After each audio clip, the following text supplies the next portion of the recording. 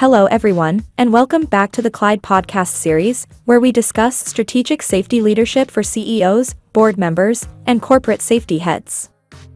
John, before we begin today's topic, I'd like to briefly introduce CLIDE for our listeners.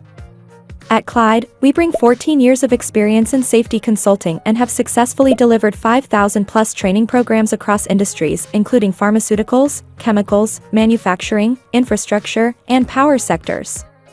Along with training, we offer end-to-end safety consulting services, from governance framework design to behavior-based safety implementation and process safety management. Today's topic, integrating safety into corporate governance, is inspired by one of our real consulting assignments where we supported a large manufacturing client in transforming safety from an operational function into a board-level governance priority.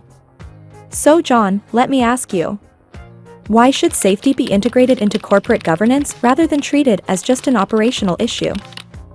That's a great question, Lisa. Safety is traditionally managed by EHS departments. But governance begins at the top, the board of directors and executive leadership. In the case of our client, safety reports were discussed only when there was an incident. There was no structured board review of leading indicators, no accountability matrix at executive level, and no safety KPIs linked to leadership performance. CLIDE stepped in to conduct a safety governance diagnostic review. What we found was clear: safety was reactive, not strategic. Governance means oversight, accountability, transparency, and risk management. When safety becomes part of governance, it gets board visibility. It receives strategic investment. It aligns with business risk. And most importantly, accountability shifts upward.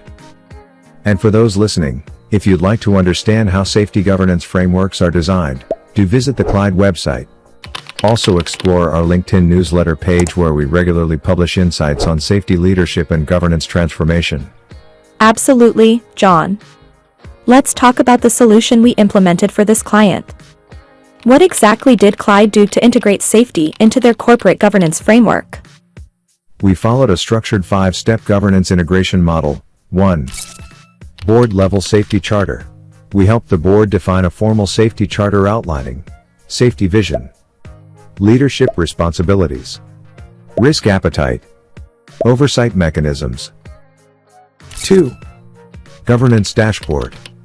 We designed a board safety dashboard that included leading indicators, near-miss reporting, safety observations, training hours, lagging indicators, TRIR, LTIFR, audit compliance status, high-risk process safety metrics.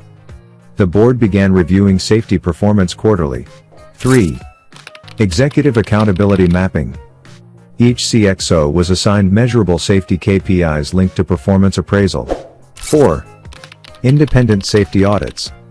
We introduced periodic third-party governance audits to ensure transparency. 5. Risk integration with enterprise risk management, ERM.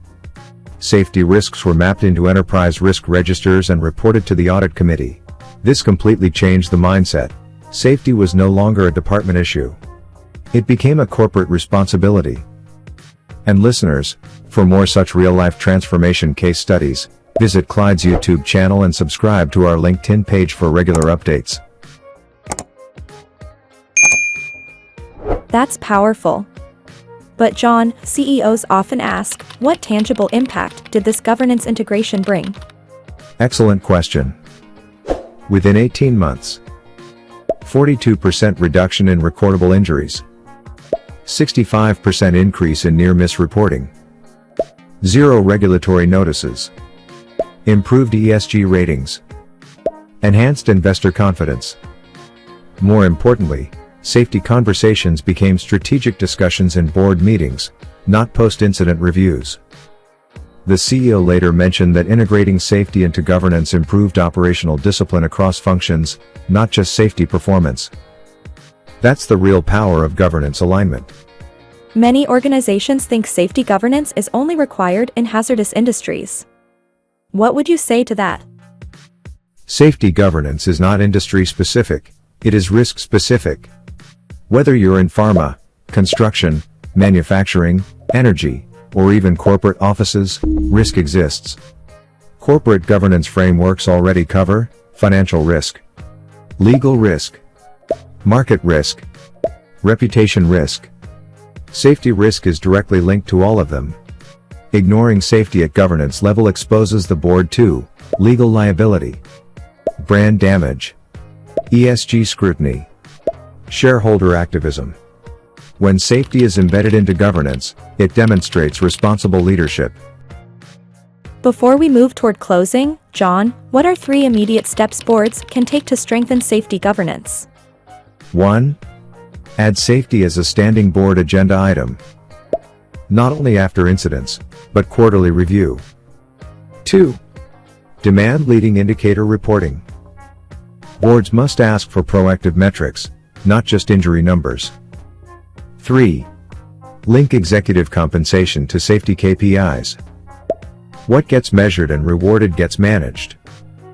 And if any board members or corporate safety heads listening would like support in designing governance frameworks, CLIDE has successfully implemented structured governance models across multiple sectors.